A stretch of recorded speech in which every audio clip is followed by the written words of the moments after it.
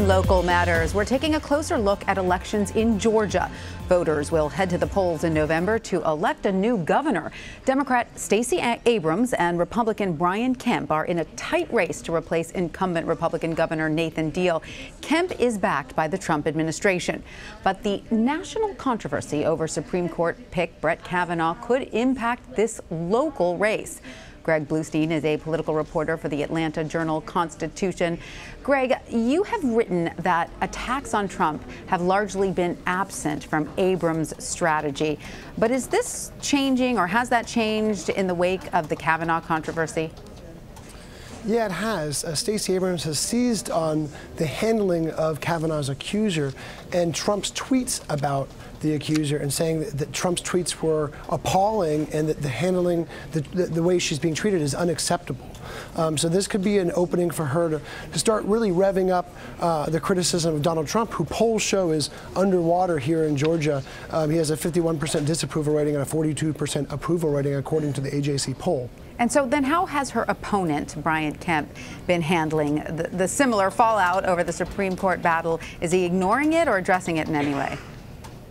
Well, Kemp was endorsed by Donald Trump back in July, and it helped power him to an overwhelming victory in the Republican runoff. So he can't really afford to distance himself from the president. He's instead allying with the two Republican senators from Georgia, Johnny Isakson and David Perdue, saying that he agrees with their call that the accuser should testify, Dr. Forrest should testify, but sooner than later. Now, we understand that both Kemp and Abrams will be getting some outside help on the campaign trail. Former Vice President Joe Biden will support Abrams, and Vice President Mike Pence will stump for Kemp.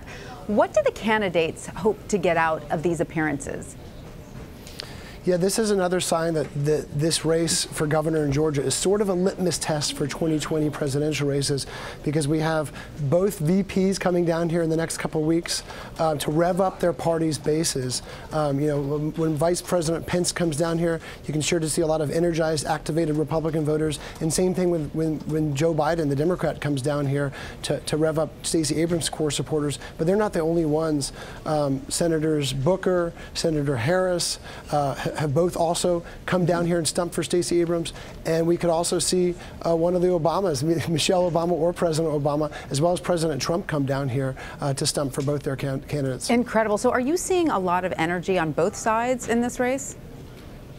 We are. This is the most competitive race we've seen here in Georgia in a long time. The Atlanta Journal-Constitution poll showed it 45-45, dead even, just a few weeks ago.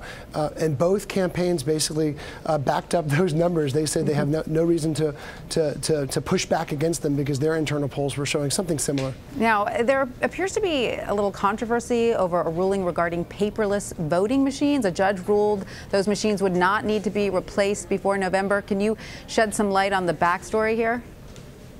Yeah, this has been an ongoing controversy in Georgia, which switched from paper ballot voting system to electronic voting ballot system about 15 years ago. There's no paper backup, and critics from both parties have long called for some sort of paper verification system.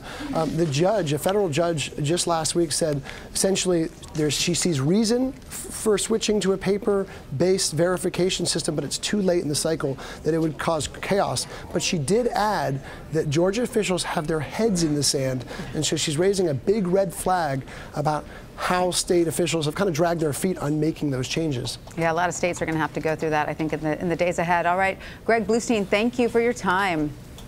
Thank you for having me.